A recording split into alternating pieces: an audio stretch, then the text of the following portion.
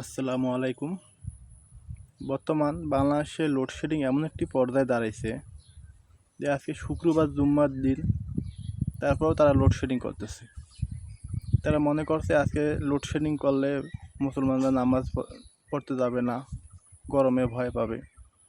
আরে ভাই, আমরা মুসলমান, আমরা পরকালে গরমকে ভয় পাই, ইহকালে গরমকে না। আমাদের এগুলো ভয় দেখালে ভুল করবেন। বিদ্যুৎ কর্মীদের উপর হয়তো বড় শয়তান চাপছে, এই কারণে তারা নামাজের সময় বিদ্যুৎ ফেলাই দেয়। এখন বর্তমানে 24 ঘন্টায় 15 থেকে 16 ঘন্টায় বিদ্যুৎ থাকে না। অন্তত নামাজের সময়টা আপনারা বিদ্যুৎ দেন, যাতে মানুষ সুন্দরভাবে নামাজ পড়তে পারে। নাকি আপনাদের ভারতের আদানি সাহেব বাধা করছে যে আপনারা নামাজের সময় বিদ্যুৎ দিবেন না?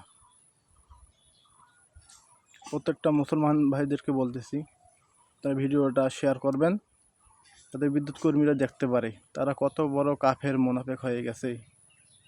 তারা নামাজের সময় বিদ্যুৎ ফেলাই দেয়। এখন নামাজ শেষ হয়ে গেছে, এখন তারা বিদ্যুৎ দিল, তাহলে তারা কি বড় বড় শয়তান না? তারা ফেরাউনের চেয়ে বড় শয়তান হয়ে গেছে।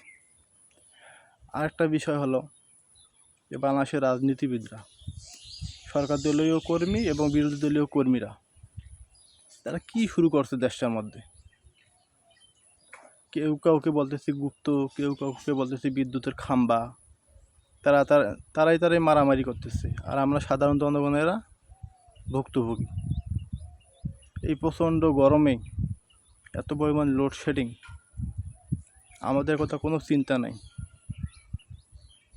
মন্ত্রী মিনিস্টারদের বাসায় এমন লোডশেডিং করা লাগবে, তখন তারা বুঝবে যে আসলে লোডশেডিং যে কতটা জ্বালা, কতটা কষ্টকর।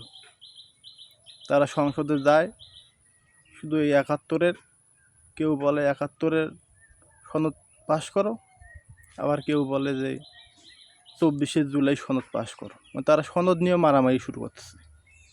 তো বাংলাদেশে যে সমস্যা, জ্বালানি সমস্যা, বিদ্যুৎ সমস্যা, এগুলো নিয়ে তাদের কোনো মাথা ব্যথা নেই। আসলে বাংলাদেশ কি কোনোদিন উন্নয়ন হবে? তারা কি বাংলাদেশে উন্নয়ন চায়, না শুধু নিজের স্বার্থ রক্ষায় তারা নেমেছে? জনগণেরা কোন দিন যে সচেতন হবে, তাদের বিরুদ্ধে অ্যাকশন নেবে। বর্তমান বাংলাদেশে করুণ অবস্থা। কীভাবে আমরা থাকবো এই বাংলাদেশে এত সমস্যা হলে?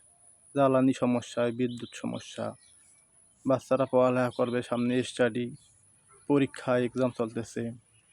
এত লোডশেডিং হলে তারা কীভাবে পড়ালেখা করবে? আপনাদের কাছে অনুরোধ, আপনারা অন্তত লোডশেডিংটা ভালো করেন, মানুষকে একটু শান্তি মতো থাকতে দেন।